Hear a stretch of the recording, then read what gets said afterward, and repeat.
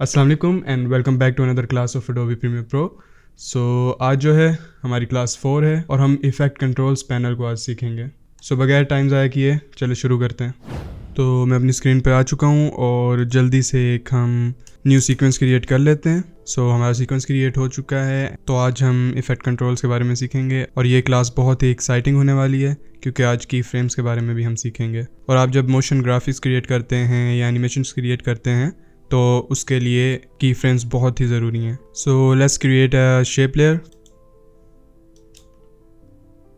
तो हमने एक सर्कल क्रिएट किया है। अब इफ़ेक्ट कंट्रोल्स पे आएंगे तो हमारे पास कुछ ये सेटिंग्स आ गई हैं एंड आज का सारा लेक्चर इसी के ऊपर होगा। सो फर्स्ट हमारे पास है वेक्टर मोशन। अब वेक्टर मोशन के थ्रू हम पूरी लेयर को मूव कर सकते हैं, स्केल कर सकते हैं, रोटेट कर सकते हैं। अभी जैसे आपने देखा होगा कि वेक्टर मोशन पे जब मैंने क्लिक किया था तो हमारे पास पूरी की पूरी लेयर जो है सिलेक्ट हो चुकी है।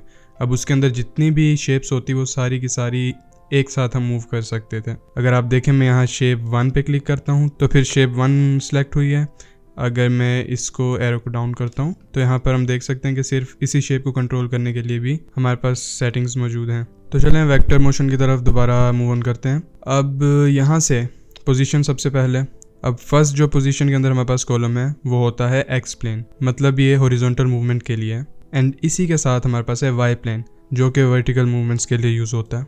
सो यही है पोजीशन एक्स एंड वाई। इसके बाद जो है हमारे पास आता है स्केल का ऑप्शन। स्केल जो है किसी लेयर को, इमेज को या शेप को बड़ा या छोटा करने के लिए इस्तेमाल किया जाता है। जैसे अभी इसका 100 स्केल है, ये हमने जब स्केल किया है तो इसकी लेंथ एंड विड्थ दोनों ही स्केल अप हो रही हैं। इसी के नीचे जो है यूनिफॉर्म स्केल है, ये हमारे पास अभी चेक था इसलिए ये प्रोपोर्शनली जो था स्केल हो रहा था।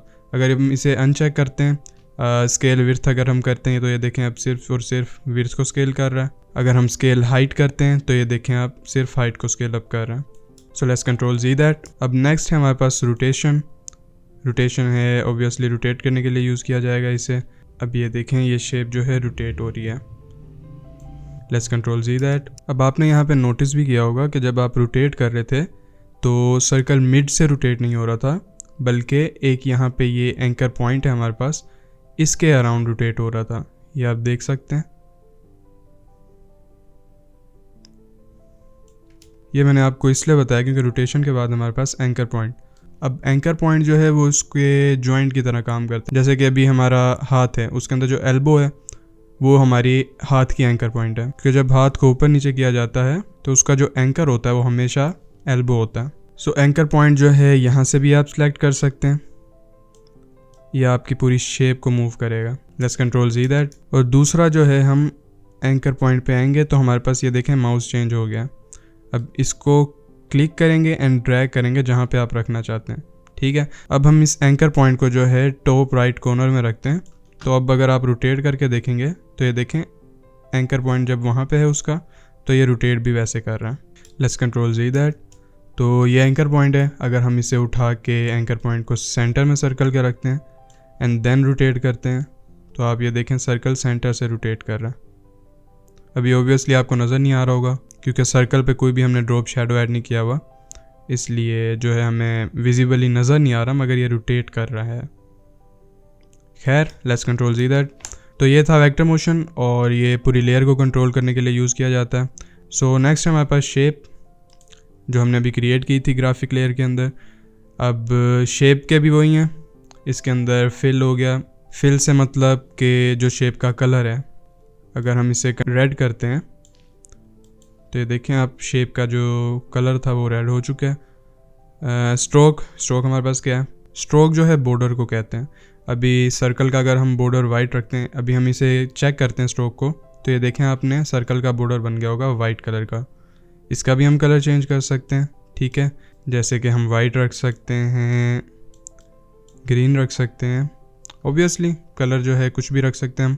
खैर ये सारी सेटिंग है इसकी, आप इसको एक्सप्लोर करें। अब नेक्स्ट हमारे पास शेप को कंट्रोल करने के लिए ट्रांसफॉर्म है। अभी जो वेक्टर मोशन था उसके अंदर जो था हम पूरी लेयर को कंट्रोल कर रहे थे। अब शेप के अंदर जो ट्रांसफॉर्म है उससे बस यही जो शेप है उसी को कंट्रोल कर सकते हैं। मैं अपनी प्रोग्राम विंडो को फिट करूं, 1 मिनट आपको मैं दिखाता हूं। अभी अब इसमें भी वही है, position, scale, rotation, opacity and anchor point. Opacity new चीज़ है, ओपेसिटी के बारे में मैं आपको बताता हूँ। ओपेसिटी जो है वो ट्रांसपेरेंसी होती है लेयर की, ठीक है। अब हमारे पास शेप जो है ओपेसिटी इसकी 100% है, मतलब इसकी ट्रांसपेरेंसी भी 100% है। अगर हम इसे आहिस्ता आहिस्ता रिड्यूस करते हैं तो आप देखें ये ट्रांसपेरेंट होती जा रही है। तो बस यही ओपेसिटी थी, ट्रांसपेरेंसी जो लेयर की होती है उसी को ओपेसिटी कहते हैं। इसे आप 0 रखेंगे तो टोटली डिसअपीयर हो जाएगा। 50% पे अगर आप रखते हैं तो पार्शियली जो है नज़र आएगा। इसके नीचे अगर आप कोई और ग्राफिक रखते हैं तो आपको जो है ऑलमोस्ट आपको नज़र आएगा, क्योंकि इसकी ओपेसिटी हमने 50% की हुई है। सो यहाँ पे जो एंकर पॉइंट है वो भी वेक्टर मोशन की तरह काम करता है, बट जैसे कि मैंने आपको बताया ये एंकर पॉइंट सिर्फ और सिर्फ इसी शेप का है। नेक्स्ट हमारे पास वीडियो है मोशन। ये भी वही चीज़ है, position, scale, rotation, anchor point etcetera, ठीक है। इसके अंदर एक न्यू ऑप्शन है, वो है क्रॉप का। आप यहाँ से जो है क्रॉप कर सकते हैं इसको। Let's make this circle a semi circle. So इसके लिए जो है हम बॉटम जो है इसका क्रॉप करेंगे। ये हमने जो है बॉटम इसका क्रॉप कर दिया है।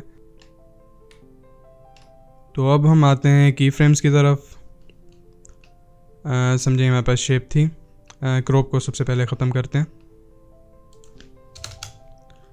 तो ये हमारे पास शेप थी, इसके साथ आप देखेंगे एक स्टॉप वॉच का आइकन होगा, ठीक है। इससे जो है आप की फ्रेम्स क्रिएट कर सकते हैं। तो की फ्रेम्स जो है हम मूवमेंट्स के लिए इस्तेमाल करते हैं।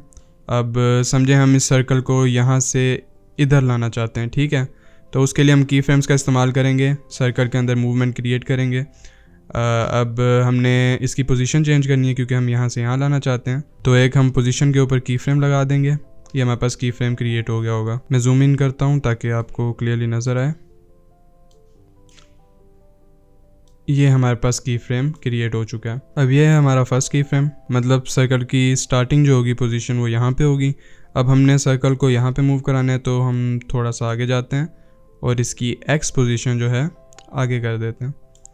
और अब अगर आप शेप पे क्लिक करते हैं तो ये आपके पास एक लाइन आ गई है। ये आपको शो करा रही है कि इसकी मूवमेंट जो है स्ट्रेट यहाँ पे लेफ़्ट टू राइट हो रही है। अब अगर हम इसे प्ले करके देखते हैं तो ये आप देखें सर्कल यहाँ से यहाँ मूव हो गया।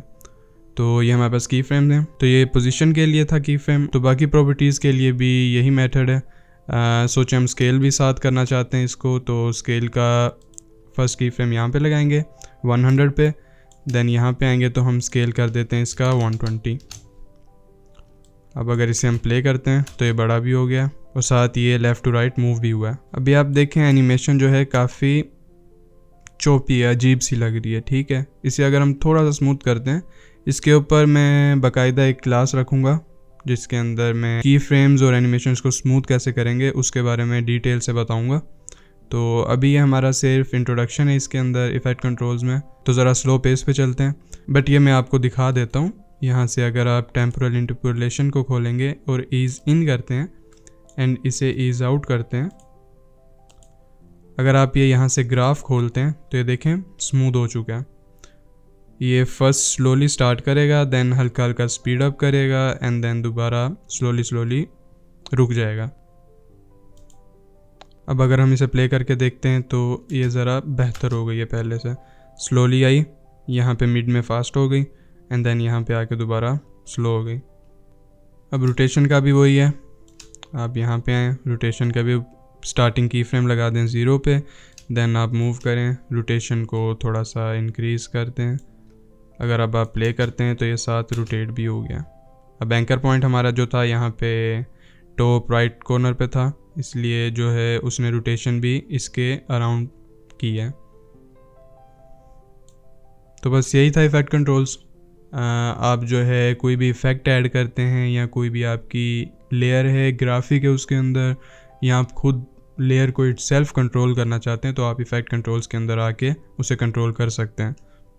So this is it. ये हमारा इफ़ेक्ट कंट्रोल्स का पैनल था। अब बस हमारे पास 3 से 4 और पैनल्स रह गए हैं, उससे अच्छे से सीख लें, सारा बेसिक उसका समझ लें एंड देन हम ज़रा एडवांस की तरफ मूव ऑन करना स्टार्ट करेंगे।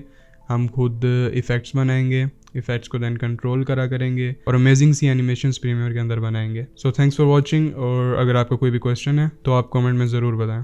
अल्लाह हाफिज़।